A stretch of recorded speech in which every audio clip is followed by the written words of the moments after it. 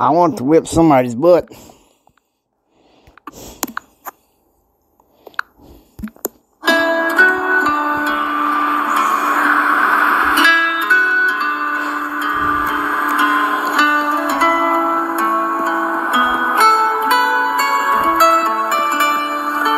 Hendrick, Texan consort, and gentlemen, podcast of the early life of yours truly in a narrative commentary.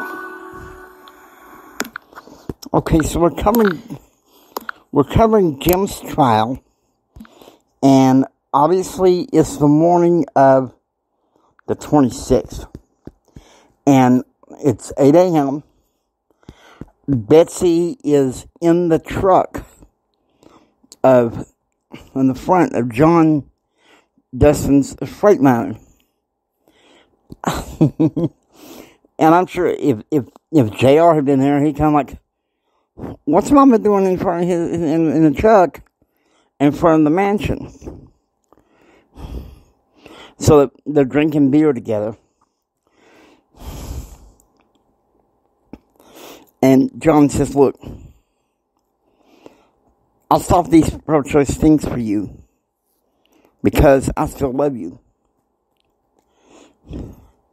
And so, Betsy, in some ways, she maybe has some small feelings for him. She taps him on the top of his pants leg. And she says, I'm not sure we'd be good together again. And he says, you can't persuade me that you're not in love with me. And Betsy's like, okay, Jim and I are having marriage problems. But now's not the time or the place. Okay, and suddenly there was a hard rap on the truck door. And it's Christine. And she's like, Mama, come out. Daddy's here, Christine said. Okay, so it's 9 a.m.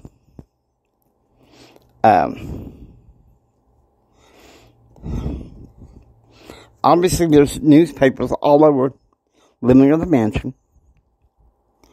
And Jim enters in, sits in one of the chairs, and Betsy is ticked off.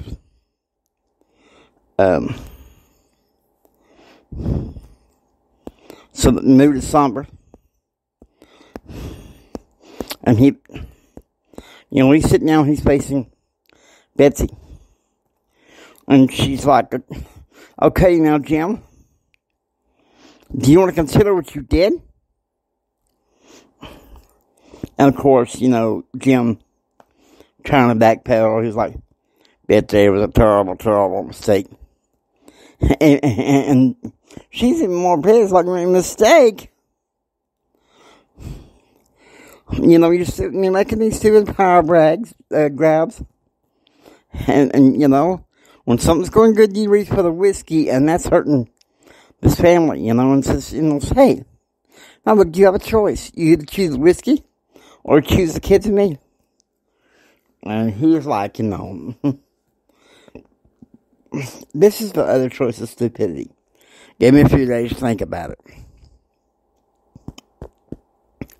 Okay, and so it's noon. And Christine calls JR from the living room in Gainesville.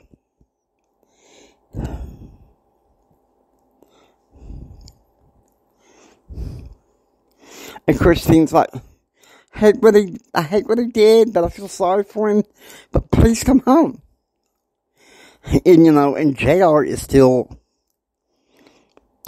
very pissed. And he's like, now, Christine, I'm not going back to that mess today. She's like, please. And, he's once again, let him go,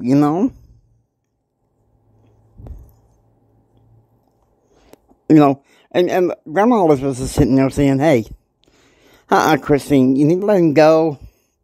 I don't blame him this time, you know. We all have reason to be pissed. And so Jim rents a mansion in Turtle Creek. And so there's a rented mansion in Turtle Creek, Oklahoma, Dallas. And Jim greets Dave Rosenberg in the mansion foyer. Now, before then, this is not noted here, Jim meets with Mike Fields sitting in the office of the mansion, and no, in the living room of the mansion. He says, well, I want to whip somebody's butt. And, there's a more colorful song, I think, that's kind of become a ringtone since 2000. Well, this story set in 1994. And so, and Dave's like, hey. And Dave Rosenberg said, hey, this is looking bad. Dallas News is all over this joint situation.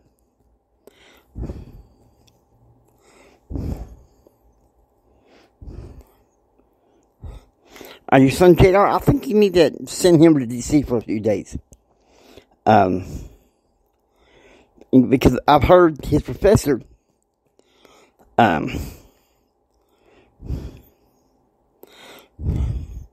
Betsy, put her in the Blue Shield Society, anything to divide, media attention away from you.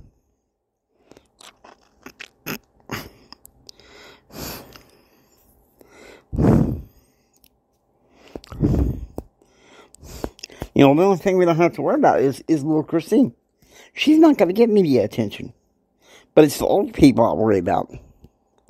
Okay, so it's 6 o'clock in the afternoon. Christine's calling him again. Obviously glutton for punishment.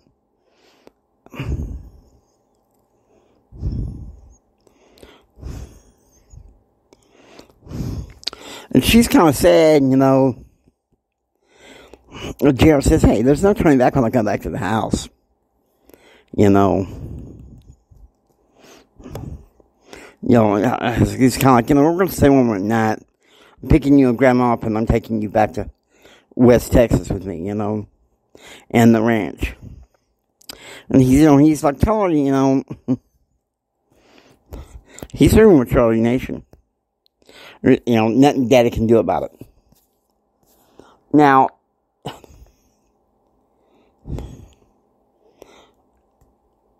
you tell me. That is a powder keg in all the wrong directions. And so, the next day, 3 p.m., the mansion in Turtle Creek, Calvin Harlan, who knew Jim from his wildcatting days,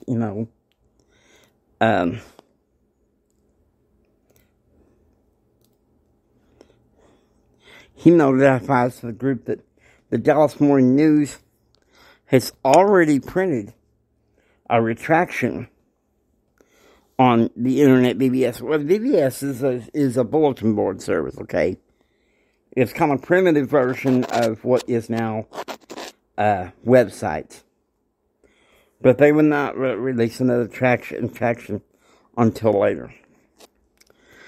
Okay, and so Dave Rosenberg is stoked. And he says, look, the only people that could really sue the paper was not Jim or JR. It would have to be Betsy or Christine. Okay?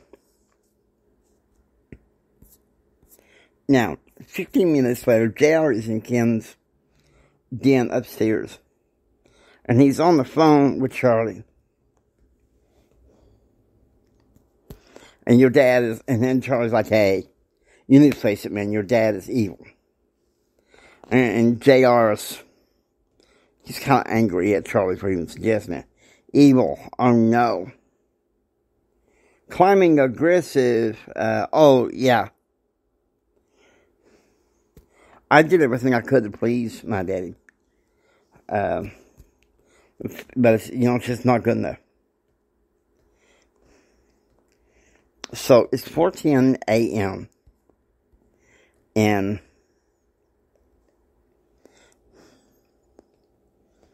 So, Betsy and John are back in the truck. And John's like, trying to make one more attempt to hit on her and say, hey, why don't you run away with him? And she says, hey, don't pretend we're in love, anymore. I told you I want Jim. You got me confused. And he says, if you want him so badly, why ain't he here? And Betsy's, she's like pissed. I've been nursing, so y'all know, I didn't mention my drink of choice tonight, and it's orange juice. Been battling sinus crap. So you can picture this, Betsy's drinking, she says, there anyone. You know why? You and he and my nephew Thomas were drinking,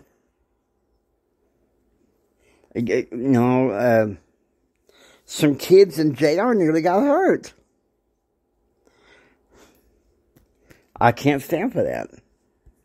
Okay, so 7 o'clock, and Jim is having his talking about his day. He's having a flashback, okay? His dad came home for Thanksgiving furlough in 1950. And, at first, he's kind to his family, but as the afternoon going toward evening,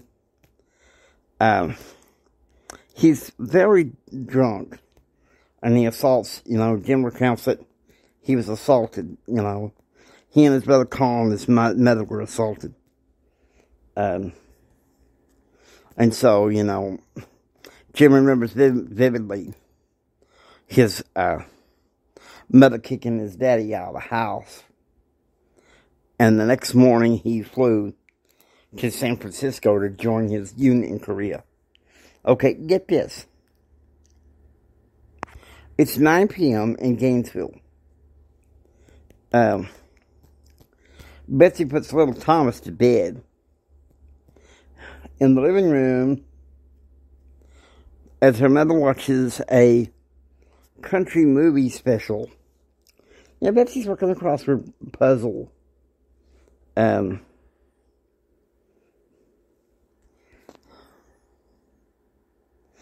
she kind of considers her and Jim estranged. She's longing for that conversation that would work things out.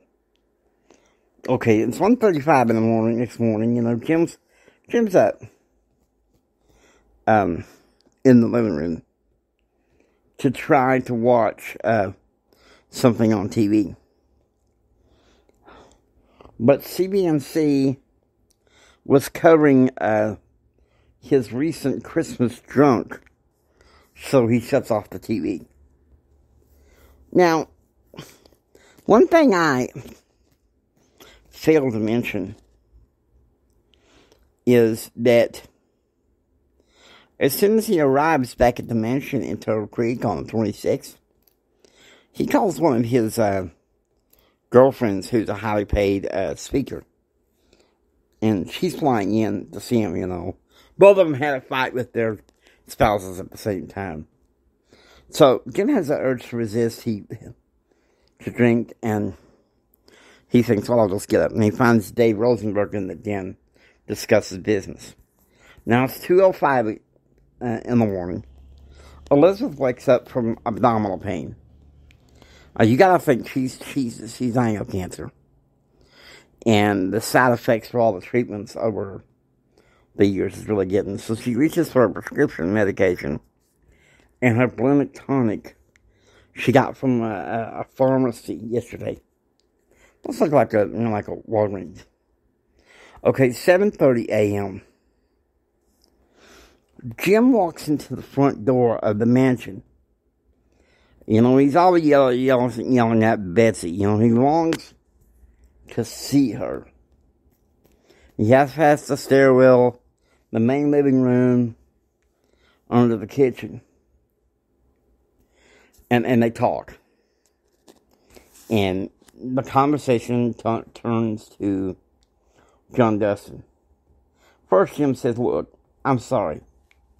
And Betsy is, she's got breakfast on the stove. And she turns to him, he says, hey, you swore off the drink? He says, I swear. He said, now let's talk to about John Dustin. Do you love him? She said, no. He only started coming around because he found out I was doing pro-life work with Matt Declan. Okay, so it's 8:50 a.m. And this is in the downtown Fort Worth headquarters of the Fort Worth Times. Brent makes an executive decision not to cover the crap in the Dallas Morning News. And Frank Sloan decides to make him, kind of an internship as an assistant editor of the Lubbock branch of the Fort Worth Times.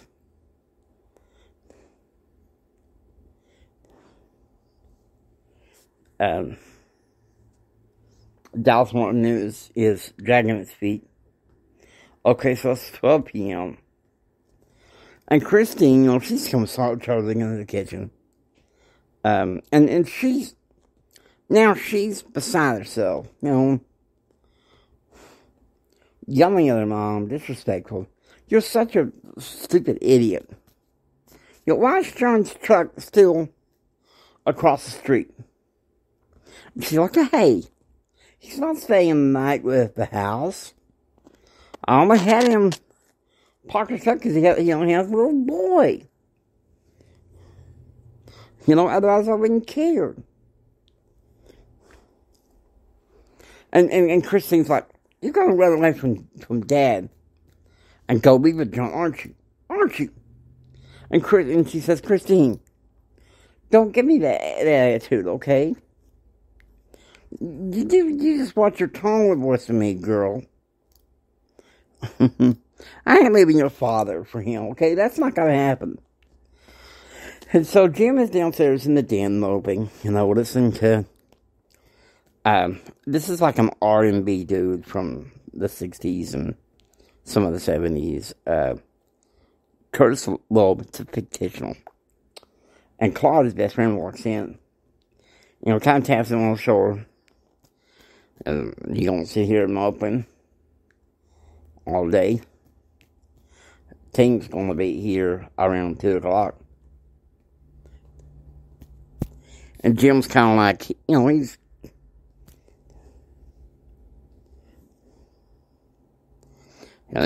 Thanks for caring, because now my son hates me. I believe my daughter hates me. And Claude says, look,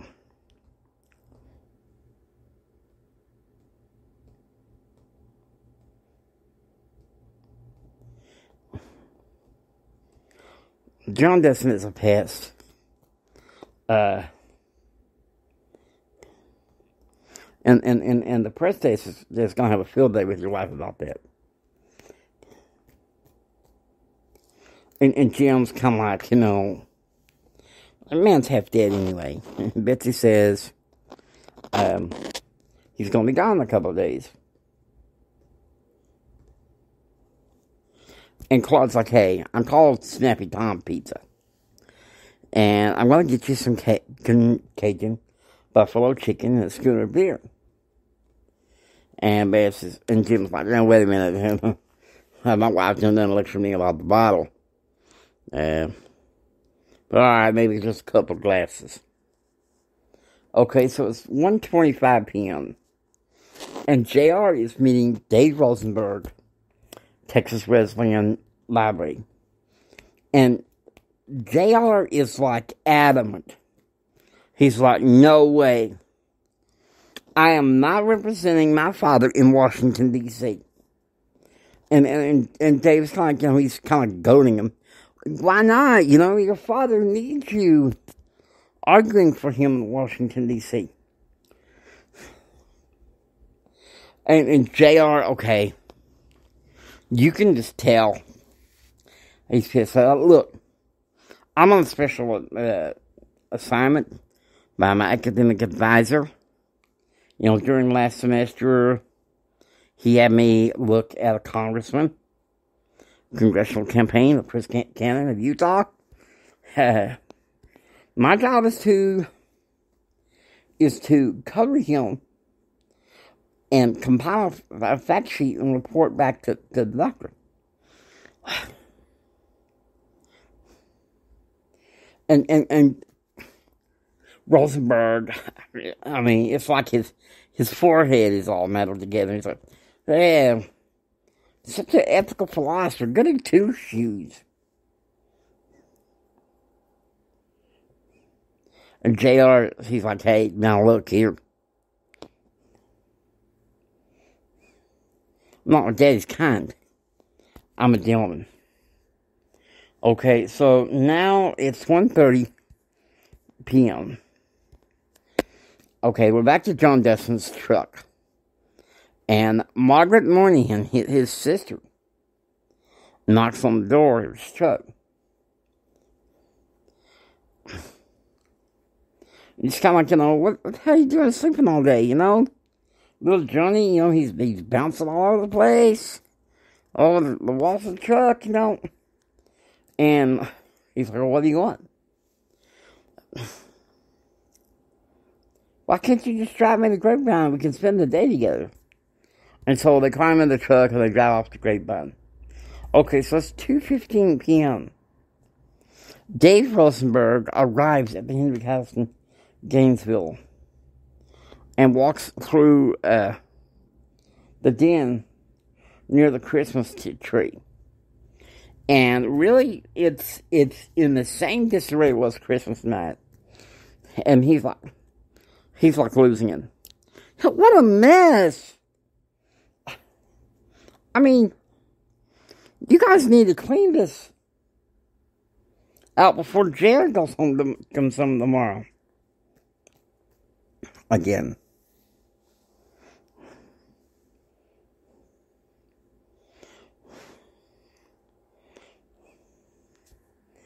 And Jim's like, hey, Dave, I don't blame him for being mad at me, but then again, I'm not him.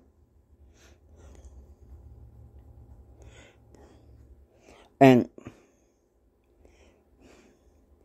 Rosenberg says, look, I made some calls. This is Timothy Goldberg. He's a Dallas lawyer. He's coming by the ranch. And he's like, what's the offer?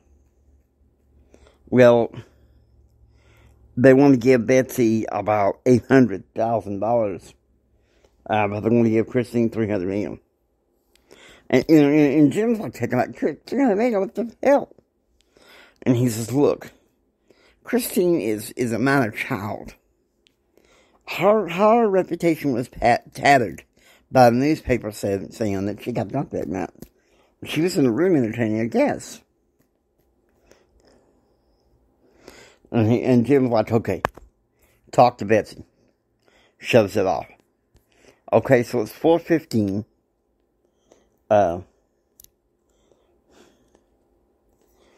Jim Simmel's with the team, and they're going through the terms of the lawsuit with Christine.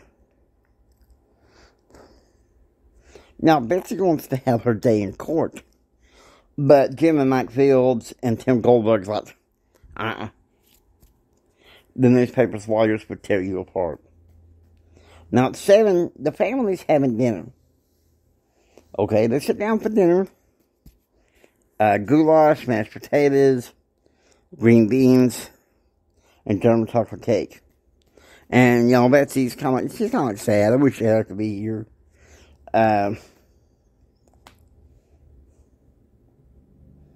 Kyle's like a baby and a coward. Okay, the word coward pisses Jim off. So he stands up from his chair.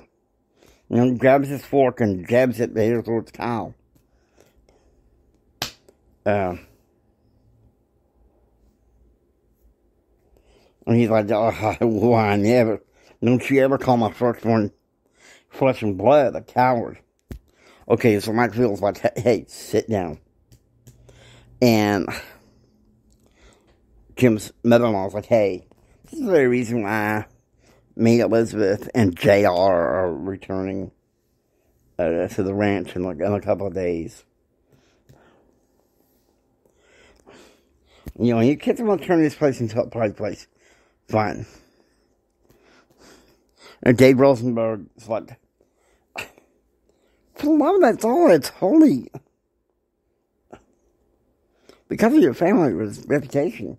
Can you guys chill the hell out? Elizabeth goes up from the table and glaring at Jim like, I'm going to eat in my room. And Christine says, you know what? I lost my appetite. Okay, and you know everybody's heating it up. And why? Well, it's obvious. Kyle. There's always been a sibling rivalry between JR and Kyle. Okay, so it's 1 a.m. on the morning of the 29th. Jim is dealing with yet another hangover.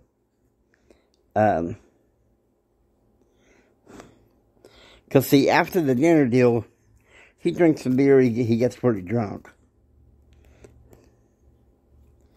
And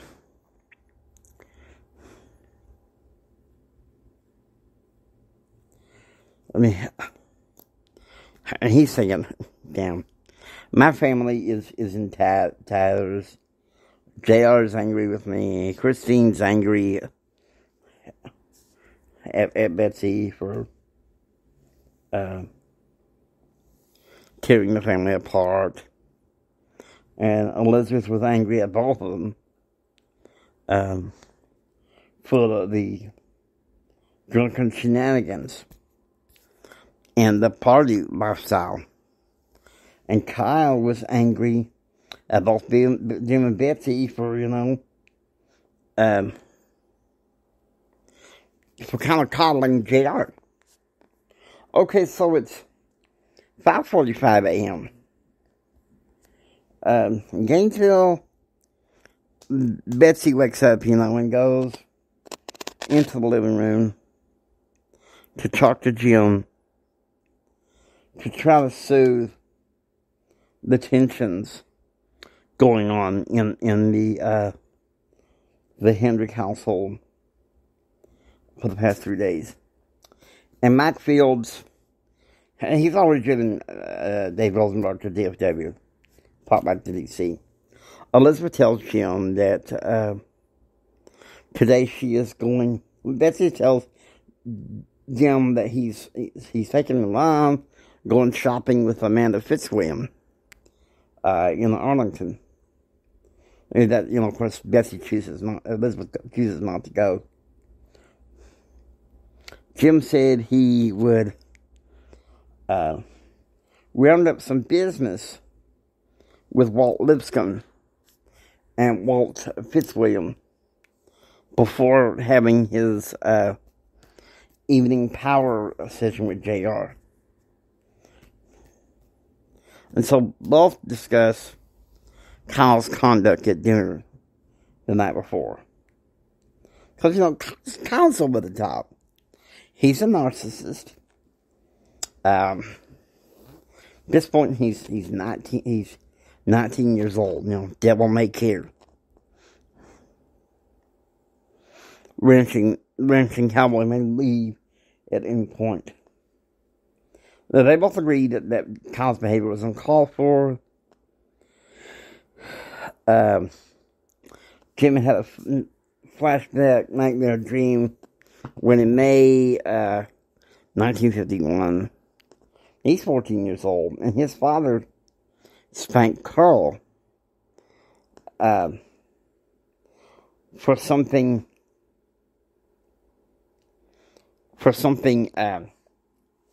he did and told him to shut up.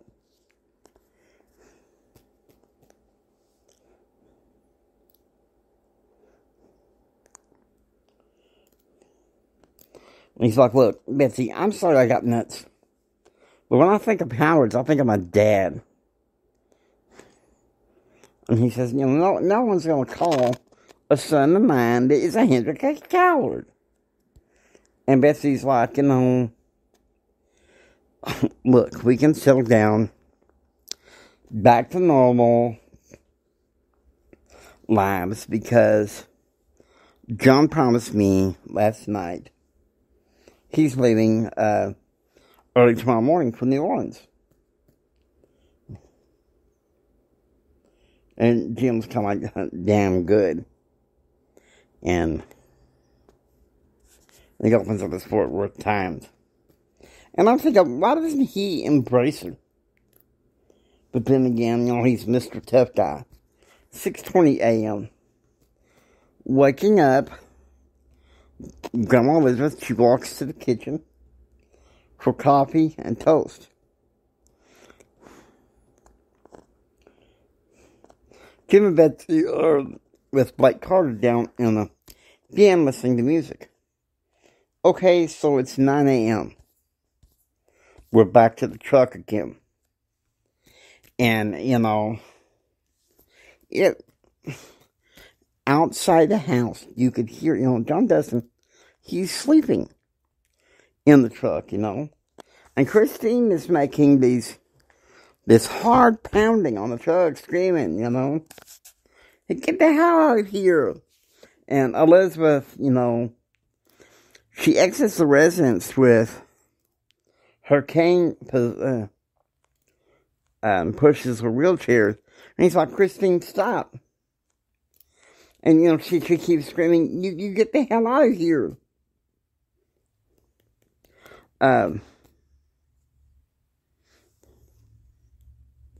You insult and hijack my family name.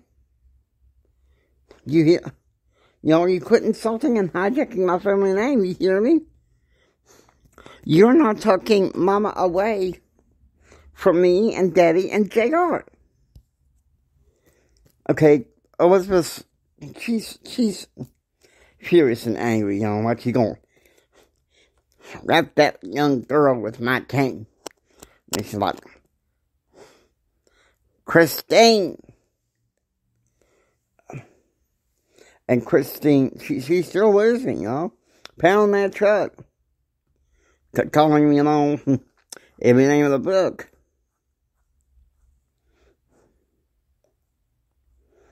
How many of the homes have you broken up lately? I swear, she's threatening to kill him. So John, he opens the door. He gets out of the truck. And he's all soft. To her, young lady, you were not around. But your mama was the one who got away. And always loved your daddy, Jim Hendrick. And he gets in the truck and drives to Arlington to be with his sister. Okay, so it's 9:30. Walt Lipscomb arrives on the scene, Yeah, bless Jim, I came as soon as I could. And so Walt Fitzgerald is like, hey, what's going on? And Walt Lipscomb released that, one of the contributors, Ben Abramoff, had released all the private information to the Dallas Morning News to do that. And he'd been removed from the staff of the magazine, American Christian Republic.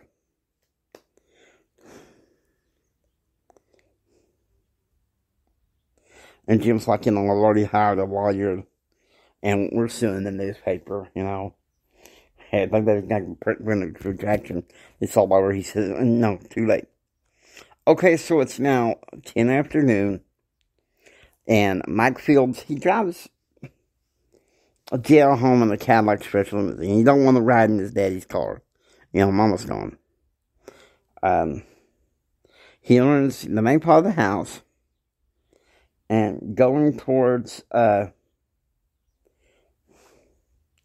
he goes past the garage to the den and sits down on the sofa near the Christmas tree.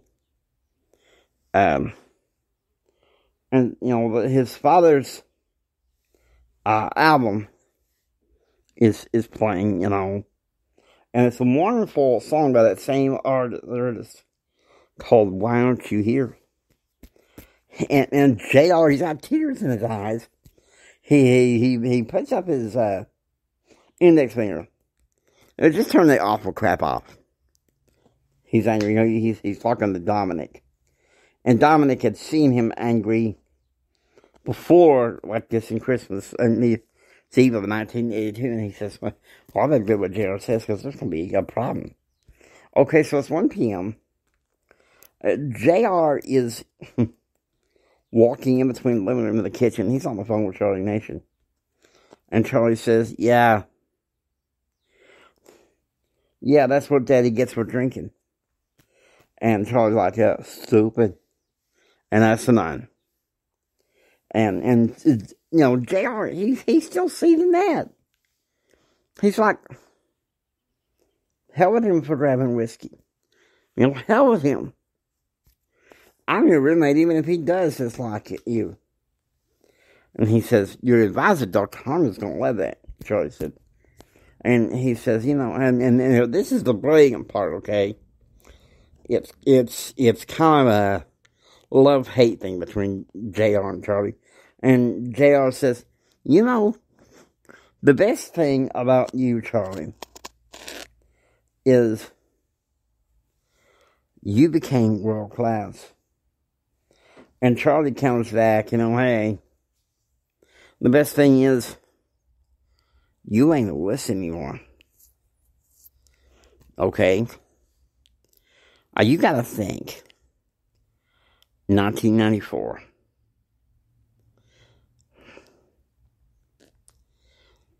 Kind of you picture the song The Sign. That's what's going on here. Signs are coming. You know, JR is angry. So it's 2 p.m. And in the living room at Gainesville, you know, Grandma was just talking to JR. And he's like, you know, 7 years ago, your granddad gave your daddy a gun that he received from the Permanent Resident Gun Club president. Now look, he may have betrayed your granddad's trust, but look, I don't want you to hate him. He's still your father.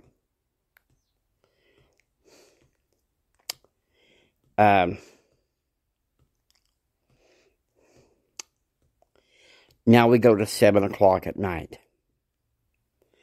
JR's had dinner with his grandmother.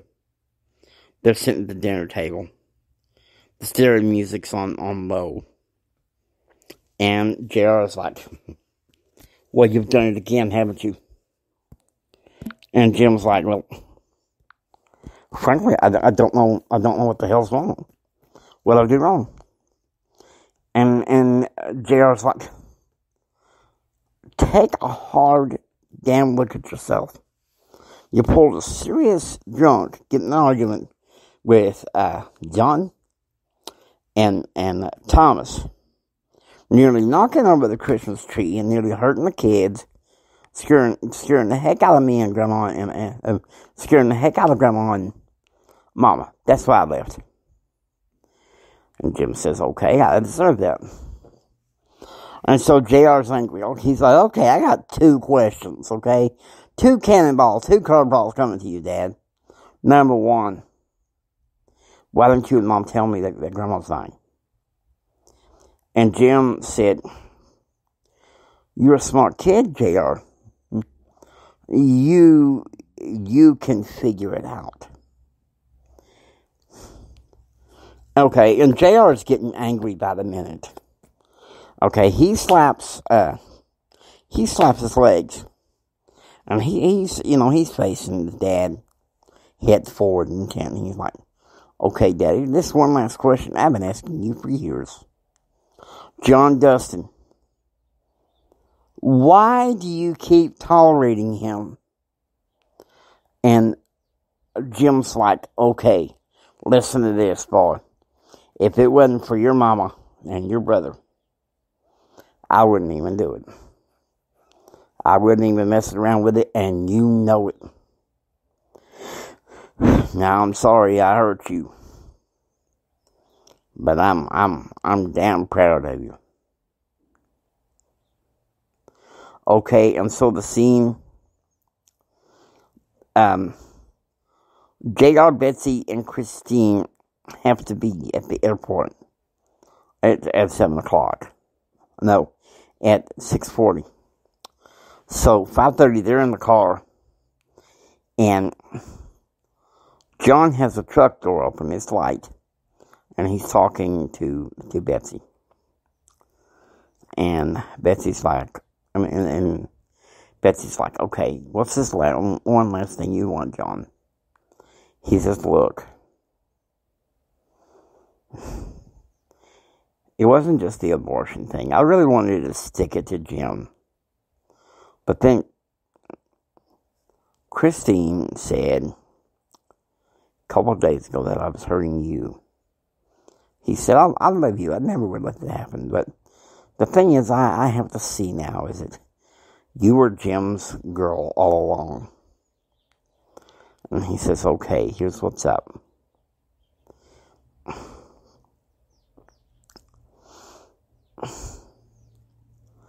I found out that you were pregnant. That night I couldn't particularly handle it. I was drunk. And I said, I ain't ready for no kid. And bye-bye to our relationship. And, you picture it. Kyle lives like in a little humble home in Odessa, Texas. I ain't ready for no kid and bye-bye to our relationship. So, Betsy goes into the guest bedroom. She rounds up JR, packs up what little stuff he's got. He's so sickly. They get in the car and drive to, as Johnny calls it, John calls it angrily, the Swainfield Ranch. And the thing is, at this point, old man Swain would not let me anywhere near you. We had to meet in town. He says, I love you, but it's over. He gets in the truck, and the truck cranks, and he speeds off driving towards New Orleans. At the same time, JR's at the airport. He learns that his Uncle Tom and Amy Kathleen, Uncle Diane are flying in. So, it's going to be a big New Year's deal. And there's the good stuff, guys. The good stuff. I hope this works, because we're going to do, in a couple of episodes, we're going to do the narrated format, because I seem to like that a lot better. And with that, I'm hoping, I'm going to give this episode, really, I think it deserves a 5.9 out of 10. And a glass of orange juice. And some work gloves. Now, I hope you enjoy listening to the J.R. Hendrick Texan Gentleman. If you like what you hear, please subscribe, become a part of the adventure. This is the James Hendrick Empowerment Network saying until next time, take care and get ready for the rest of the story. It's going to get a bit more interesting from here.